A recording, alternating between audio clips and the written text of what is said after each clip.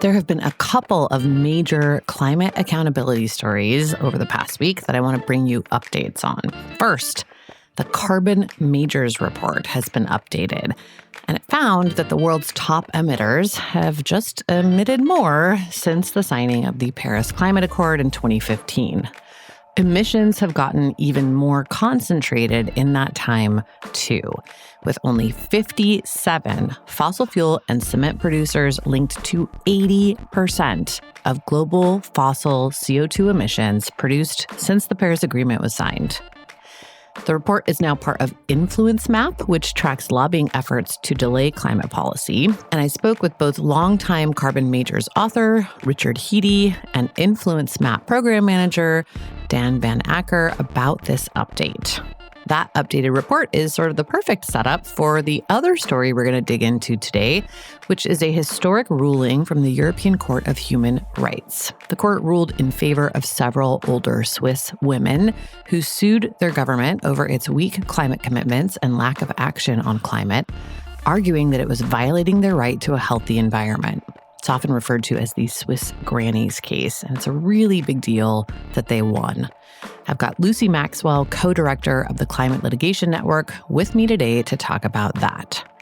It's all coming up after this quick break. I'm Amy Westervelt, and this is Drilled.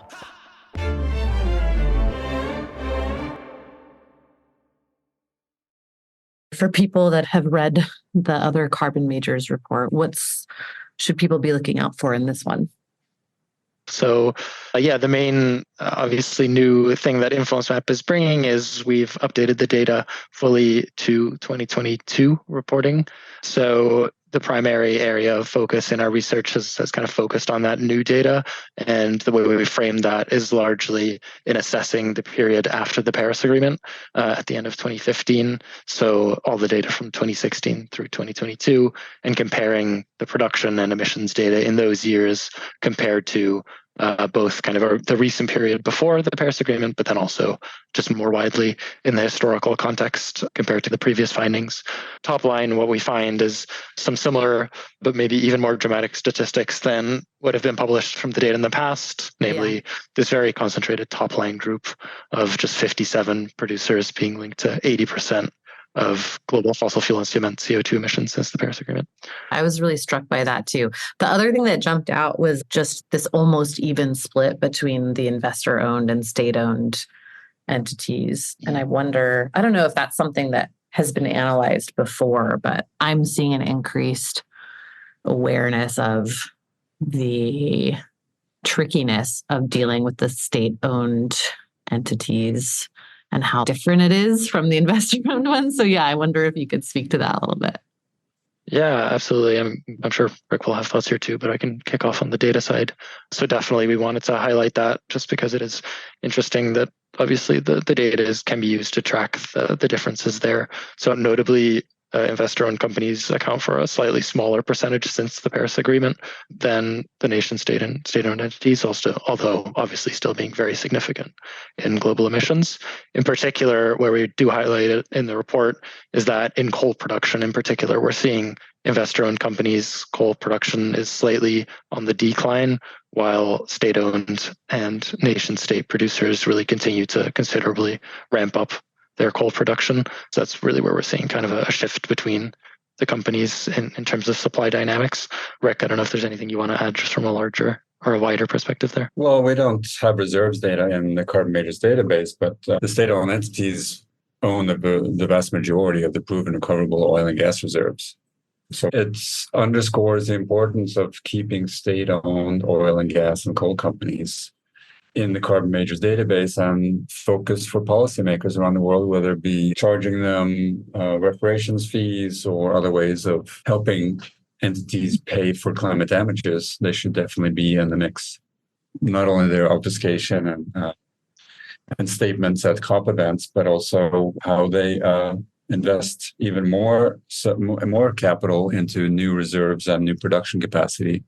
Almost every company in the Middle East, Persian Gulf, are investing billions, if not tens of billions, in expanding capacity.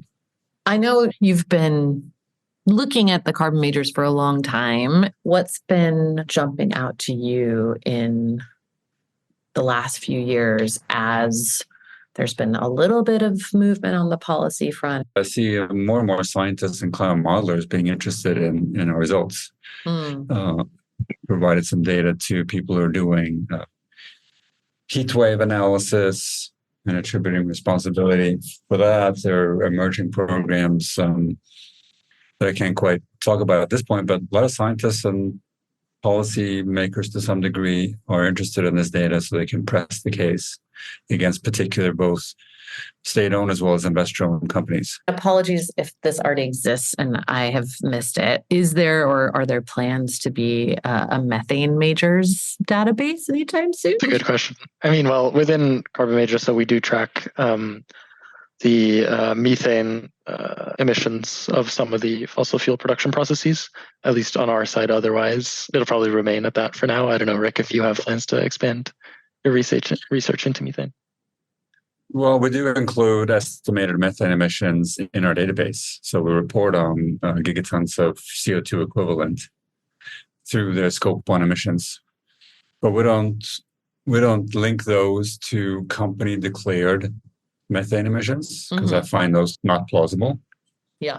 We have a methodology to assign or estimate and quantify methane emissions on the basis of global oil and gas and coal emissions on a per ton basis. I'm not saying that's absolutely accurate. I'm certain it isn't, but at least we have an estimate of attributed methane emissions that aligns more with global emissions than I feel like the statements made by oil and gas companies themselves tend to be underestimates. But I'm not planning a separate methane database now. You mentioned that more scientists are interested in incorporating this data into attribution studies and things like that. Are you also seeing more academic researchers and lawyers and folks in the litigation space using this data as well? Yeah, I have provided data to a number of the cases now winding their way through courts. In Puerto Rico, for example, in Multnomah County, and some state-level attorneys general's efforts in that regard. And on the science end, I did a report with Carl Friedrich Schlusner and others on climate reparations just last fall, which I think you might have seen, but if not, I'll send you that report. Yeah, no, I thought it was so interesting. And then I did a report with Marco Grasso in Italy on estimating and quantifying emissions and reparations to the leading 20 oil and gas and coal companies, which then I filed an affidavit on behalf of Greenpeace Italy and Recommon with a court in Rome in their case against ENI. So this interest and this work on a number of different levels. Yeah. And then scientists come to me and say, we'd like to massage your data to see how we can use that to quantify attribution to carbon majors of various heat waves. So they've done a global search for heat waves and tying that to carbon majors emissions. And I'm sure there'll be a lot more work coming down the road now that Influence Map will come out with an update this week. I find the stat about the increase in the 7 years since Paris compared to the 7 years before it to be both interesting and concerning. We don't have a handle on this climate change problem, as you well know. So yeah, I'm curious what you both think is behind that. I know I'm asking you to speculate, but especially since Influence Map does look at the lobbying component as well. What do you think is driving that? Is there a sense that, I know I'll just say anecdotally that it seems like a lot of the oil companies are kind of racing to tap their resources while the getting's good. So I wonder if that's driving any of that. I think you're spot on. I think that's what's behind it. They're good at extracting carbon and selling at a vast profit. And they are not yet concerned enough about the potential of stranded assets based on the assumption that the world will not act quickly enough to curtail production. And so they don't see a stranded asset issue. At least not the Western companies do, which have oil and gas reserves that might range from 6 years at current production to 12 or 14 years. Mm-hmm. horizon for the existing reserves is fairly short, so they feel like they can outlast dragons that are coming for them. Saudi Aramco, with more than 100 years worth of reserves, that's a different proposition. I know. I do wonder if that's because I noticed that the state-owned ones have ramped up more than the investor-owned, and I wonder if that's part of it. This desire to kind of stockpile wealth from those reserves as much as possible before they lose value. I think that's before too long. They would have to be concerned about the world getting its stuff together. Yeah. And curtail demand, either by improving the efficient use of carbon or substitutes or alternative technologies like in transportation. Just to make the link back to what you said, Amy, on that point of that transition happening is obviously super dependent on effective policy and their, exactly like Influence Maps research. We actually made the link in the report highlighting some of the largest producing entities in carbon majors. We just see so many links to those companies being some of the most obstructive companies when it comes to engaging with climate policy globally. And that's true both for the investor-owned companies who are very actively engaged, but also for some of the state-owned companies where we have data. They tend to be less transparent, but can take even more obstructive positions. So we really do see a link there where obviously these companies are working against these policy processes that would enable or are required to enable the transition. We don't see shareholder resolutions having enough of an impact. I mean, I was hoping we get more positive shareholder responses. Yeah. So, at some point, large investors are going to express their concern and maybe ask the companies to funnel more of their capital resources into alternatives that can continue profiting from other than high-intensity carbon. I was really surprised that in the top 10 companies since Paris, that only 2 of the investor-owned companies are in that list. It's really interesting because I feel like a lot of the policy, comms, even litigation, efforts underway target the investor-owned companies. And I don't know. I haven't seen a lot that has figured out how to deal with this state-owned problem. Maybe, Dan, you know something. I mean, we do assess to some extent where these companies are active in engaging with policy that isn't just their own policy area. For example, Saudi Aramco, Gazprom, they are active in other policy areas, but it's largely, as I mentioned, black box. Yeah, they're very intransparent. Where we do have data, they're highly oppositional to any sort of ambitious climate policy. We try to drive awareness of that among policymakers and campaign groups. But it is definitely a difficult problem to tackle. Can you talk through some of the methodology in terms of attributing emissions, especially given that so many of these companies have joint ventures? We don't have access to the required data to look into every joint production agreement and joint ventures. And so we take the companies at face value for what they report as their net equity production. So they might operate or produce oil in the Persian Gulf, but only have net equity of a certain percentage of it, which they report in their annual report. So we base our estimates on what they report as equity production. Got it. That makes sense. That gets a bit with state-owned companies, but it's, I think we have a pretty rigorous method for quantifying that stuff too. But I wanted to mention too, Amy, that oil and gas companies are pretty facile at communication to the public and trying to convince the public that they are green oil companies, if you will. That's probably overstating it on their behalf, but that they take climate change seriously and that they're reducing their emissions, and they can declare that the emissions that they are responsible for, they're reducing dramatically in line with the Paris Agreement. But of course, as you well know better than anybody else, is that they're not looking at their Scope 3 production-related emissions. You can only claim progress, albeit fair enough, they're making good progress in that regard on reducing Scope 1 and Scope 2 emissions. You see ExxonMobil, for example, having reduced their Scope 1 and 2 emissions from 125 million tons about 10 years ago to around 100 or 105 million tons now. Still a sizable number. I mean, that's a pretty big number just for Scope 1 and Scope 2. Yeah. And you add 3 at 450 to 500 million tons. I've noticed this very strange increase in the investor-owned companies. Like Shell has done this with us now, and Exxon, I think BP as well, pushing a lot of claims that they're investing more in quote unquote low carbon solutions, and then basically including gas in that. I'm curious if you're seeing the same thing and what you think of that. Well, I've been more sanguine about natural gas if their fugitive methane rate was lower. It looks like Equinor, for example, producing completely offshore and using renewable electricity to run a lot of their facilities. Their natural gas is pretty clean, but most of the companies, Gazprom on down, are not. So I would like to see them put much more emphasis in reducing their fugitive and deliberately vented methane. Then I could buy a bit more into the notion that that's a bridge fuel to low tech technology, which has a ways to go. But I certainly agree that it's a fossil fuel, it's fossil gas. Right.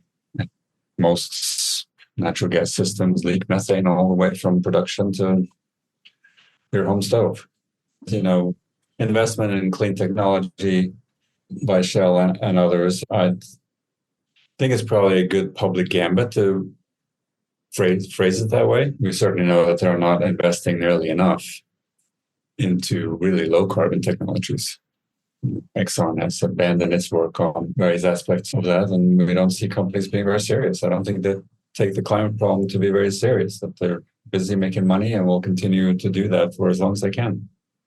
Yeah, I think we also have some data on our side to back that up. I mean, InfluenceMap, we looked in 2022, end of 2022, we compared a lot of the capital expenditure into supposed green investment compared to fossil fuels, as well as what that looked like on the marketing side. And there's just such a big disconnect in terms of the level at which these companies are putting out messaging around the importance of the transition and how they're contributing to it, versus then actually looking at, as you say, their capital expenditure, first of all, how that compares green versus fossil fuels, but then also what they even define as green is often either not very transparent, or in many cases includes unproven technologies like carbon capture, reliance on offsets, or, as you say, even just including gas or certain types of gas technologies in that investment category. I think at the time we highlighted that perhaps the European majors were slightly better in this than the US ones, but even now, we've seen I think it's BP and Shell have both rolled back their emissions targets. Yeah. So even there, we're now kind of seeing a reversal of that. So. Yeah, I'm curious about that because it seemed to me like the European majors were a little bit more worried, let's say, about being sued around, reneging on Paris commitments. Does that seem like it's gone away, or they're just like, who cares? We're making more money, so we'll deal with the lawsuits? Yeah, I think it's tough to say. I don't know if Rick, you have higher level insights, but I think it probably comes back to what we were talking about earlier, where maybe a few years ago it seemed like there was a wider push for the transition also from the investor side, and now that we are seeing profits rising again in oil and gas, that these companies are trying to continue to eke out those profits while they still can. One last question for both of you too is that given this data, it feels very hard for the industry to claim that they're on track or part of the transition and all of that stuff. How would you like to see people use this data to push them towards actually getting on track with those commitments? I would like to see large investors and shareholders bring it up at their annual meeting, as many shareholders have been trying to do, but I think that is a leverage point. Their own investors will raise objections to their capital investment plans as not respecting the climate science. I mean, there are other ways of doing that, but shareholders have an important role to play. Yeah, I mean, I agree with that. I think also the power of the data is that it can be used in so many different ways to hold these companies to account. So also kind of the legal side that we've talked about, that Rick mentioned, and the academic side, but also campaign groups can use this data, as well as the financial sector.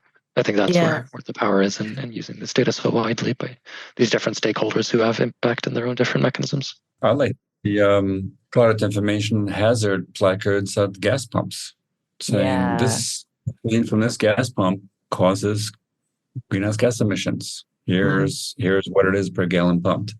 That's difficult, but I think we need more public warnings like with the own cigarette tax.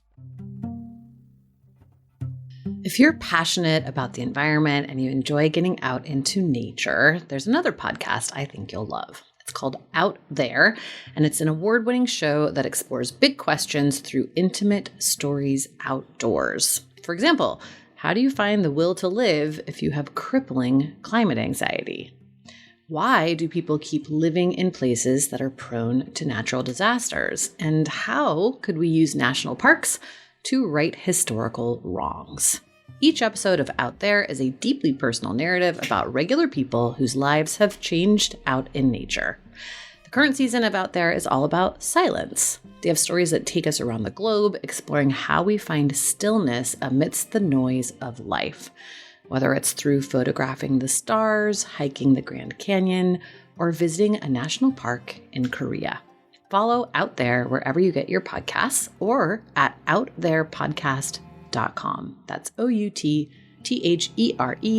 podcast.com.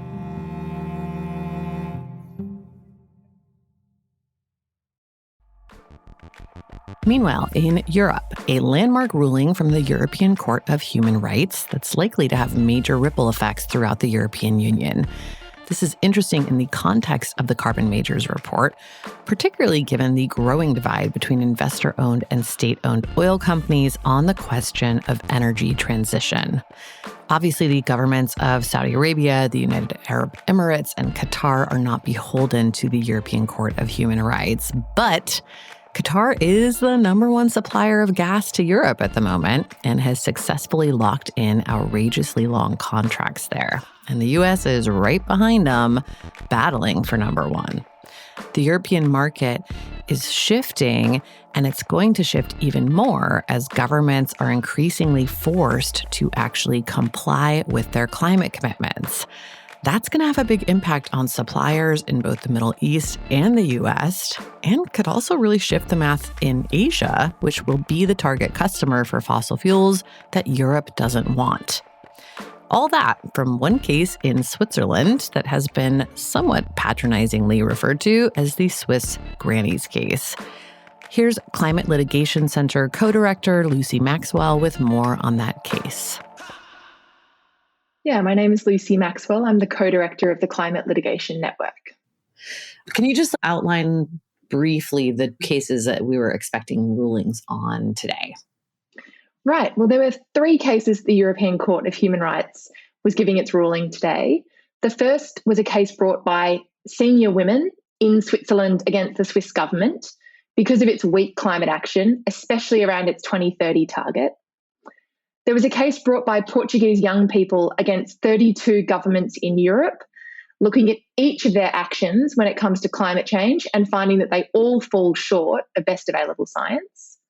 And finally, there was a case brought by a French mayor against the French government, again because the government had failed to meet its own targets to combat climate change.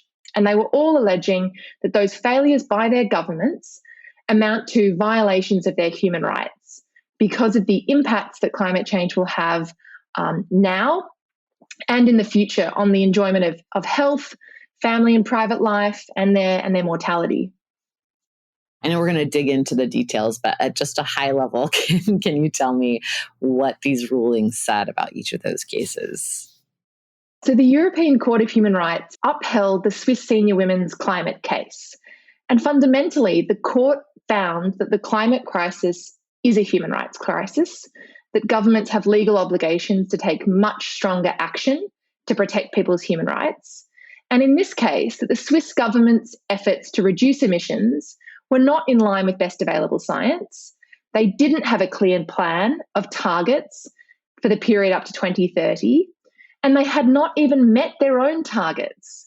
And so for all of those failures, the European Court found that that constituted a human rights violation because the state was not protecting its people from the harm posed by climate change.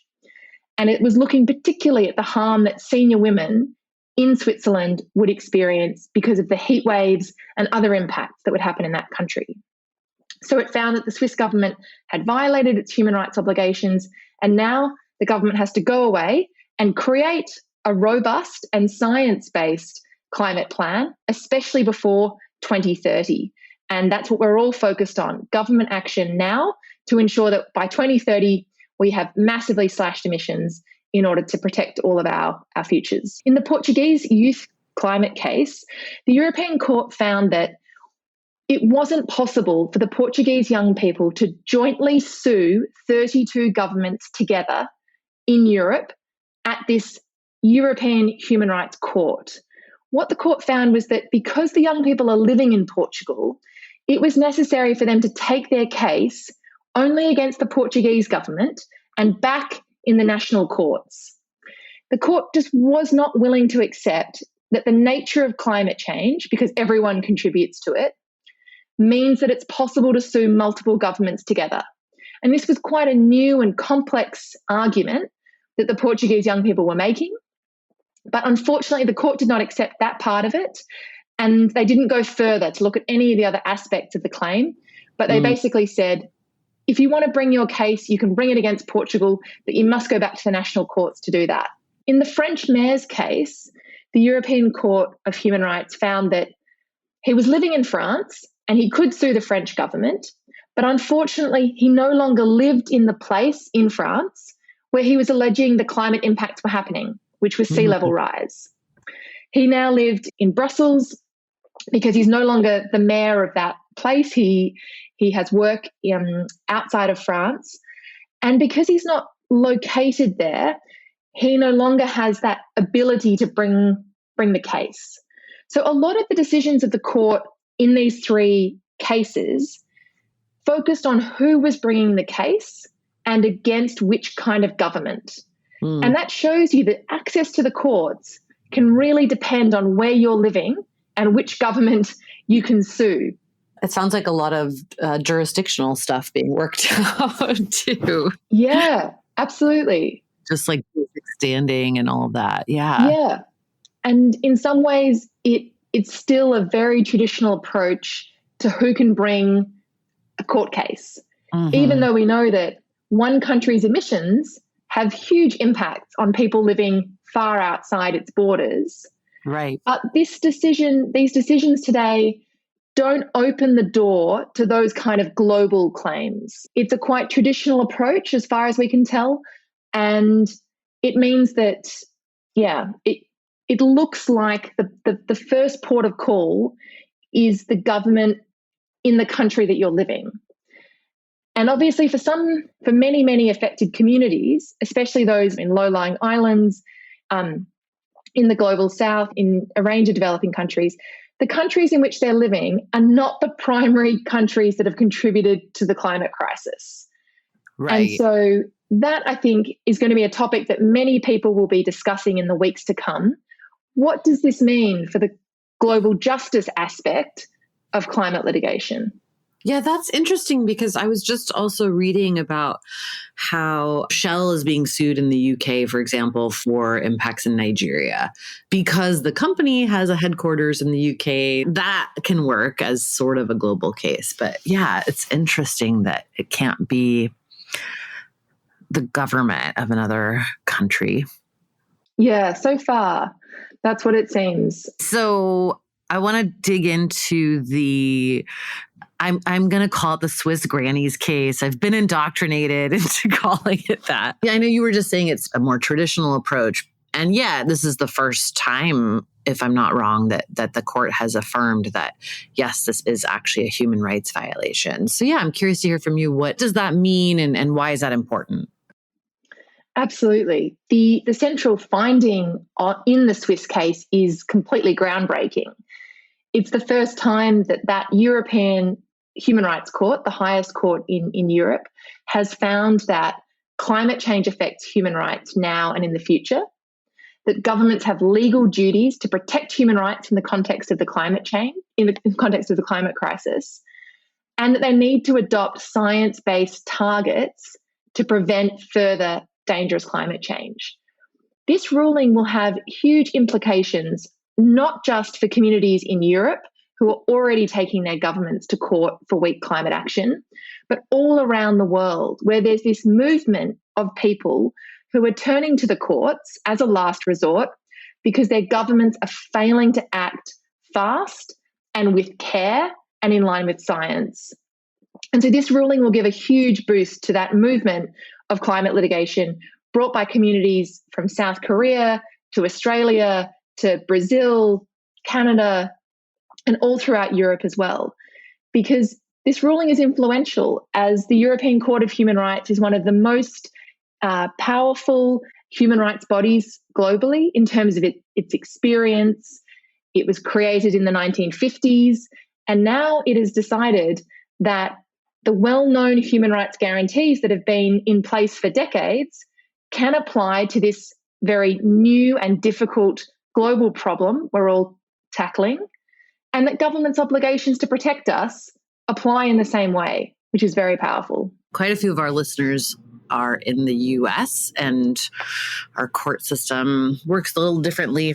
The decision of a court in one region is of great interest to courts in other regions. It's not directly applicable by a court, say, in the US, but what we know is that judges are looking to each other because they're trying to decide these very novel cases in the context of climate change. So a judge in the US, especially if they're looking at a case that concerns the right to a healthy environment, like the Montana decision, or cases that are being brought by young people in Hawaii and many other states in the US, I'm sure they will find this decision very interesting because some of the rights that the European Court of Human Rights looked at today, like the right to life, the right to private and family life, which includes protection for health, have parallels in different state constitutions in the US, as they do in other countries around the world. So I'm sure this will be part of a dialogue that these courts are having with each other when they're looking at how these different decisions are being made and how can the well-established human rights obligations of governments apply to this very new and difficult challenge of climate change. And can I have you talk us through how does the enforcement mechanism work within the European Union and particularly Switzerland in this case? There's an obligation on all of the European governments that are part of this human rights treaty that they must respect a decision of the European Court of Human Rights when it's made against them. So the expectation is that Switzerland will comply with the court's ruling and will go away and significantly increase its climate efforts, put in place a proper framework from now until 2030, and ensure that that complies with what science says is necessary, because that's what the European Court has ordered. In terms of enforcement, there are a number of different paths. The European court system itself has enforcement mechanisms.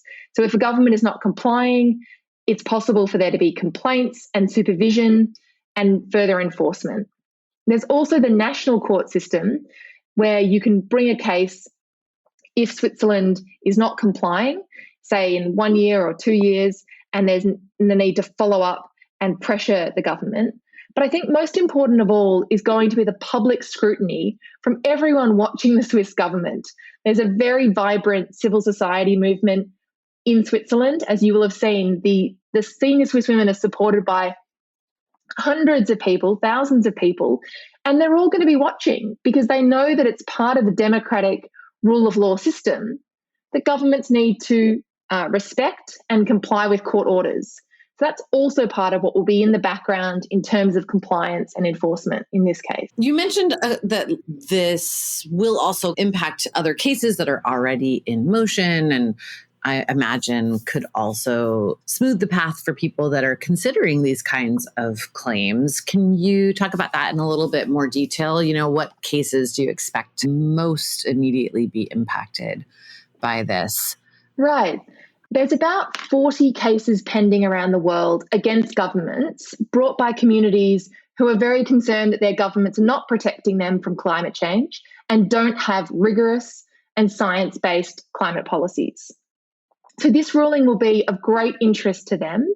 I'm talking here about cases in South Korea, in Australia, in Brazil, in Canada, in Europe, where this ruling has particular binding significance, there are already cases happening against numerous high-emitting governments where this decision will be particularly important. So there are already cases being brought against the governments in Belgium, Sweden, Czech Republic, Italy, the Netherlands, Portugal, Spain, and Poland.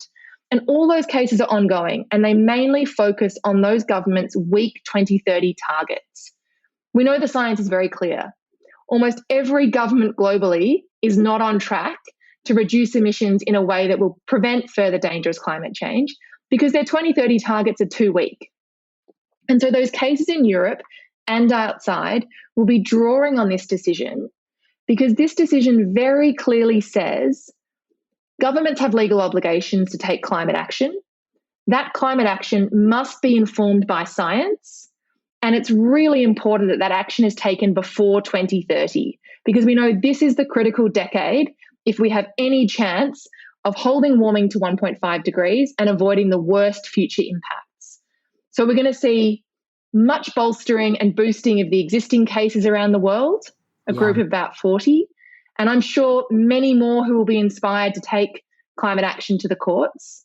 But I think most of all, communities don't want to have to go to court. Right. They shouldn't have to put the time and the energy into litigation. No one wants that. It's a last resort. Hopefully what comes out of this decision is not necessarily new litigation. It's actual climate action by the governments. They don't. So, yeah. I wanted to ask you too about what impact you think it might have on the EU commissions, above and beyond the individual governments. Could it possibly influence some of the decision-making there around energy and this Green New Deal stuff at the EU level? Yeah, hopefully today's decision will have a ripple effect through all of the different government bodies in individual countries and at the European level who determine climate policy. It's hard to speculate how the European Commission might respond to this, but what they do get loud and clear from this judgment is that the failure to take strong climate action impacts people's human rights, and that science is a key source that needs to be taken into account when deciding the level of ambition of a climate target and a climate policy. And the EU is currently determining its 2040 target right now. There will be, more movement after the European elections, and then there'll be a real need to decide on that target. I hope that this decision will inform that parliamentarians in Europe and the European Commission will be thinking very hard about the need to take ambitious action because they know that human rights are at stake, as the highest court on human rights in Europe has said today. I'm working on a story about an industry group that represents the largest LNG producers in North America, so Canada and the US, and they are lobbying different European parliamentarians and the energy commissioners and whatnot as well to try to get them to embrace a sort of favorable policy framework for continuing to increase LNG imports to Europe, despite the fact that all the data shows that consumption of LNG in Europe is actually going down and that looks like it will continue and whatnot. So in a situation like that, where you now have this decision that's saying like, yes, in fact, failing to meet your own climate commitments is a violation of human rights. If that, I don't know, just could make them less open to that. I honestly found it a little surprising that these officials would even spend the time to meet with these industry lobbyists. In various statements after these meetings, they're saying things like, we're going to need US LNG for decades, and tabling that directive that was going to ban contracts that ended after, I think it was 2049, because they didn't want this thing that the lobbyists are pushing for, which is like 20, 30-year contracts, lock Europe into LNG imports. So to me, when I was hearing all of this, I was thinking like maybe they'll start to think twice about that sort of thing as decisions like this come down. I think this ruling sends a very clear message to governments in Europe that courts will be watching their climate efforts, particularly before 2030, and that there will be scrutiny if they decide to continue their current weak and really woeful efforts to address the climate crisis. And here I'm talking about the continued expansion of fossil fuel projects, a whole range of activities that fly in the face of science. Communities know that that's not in line with the science, and now courts are accepting that that's actually a legal matter. It's not just a question of politics. And if governments continue to fail to act and fail to rapidly slash their emissions, that's something that will go before the courts. And the European Court of Human Rights has said that could amount to a human rights violation. If you have a weak target and you're not meeting your own climate target, then you could be found in violation. So I really think that will sit on the minds of government decision makers as they have to consider the energy transition and the wide range of policy choices they have ahead of them. They must be taking steps to slash emissions and stop the continued expansion of fossil fuels.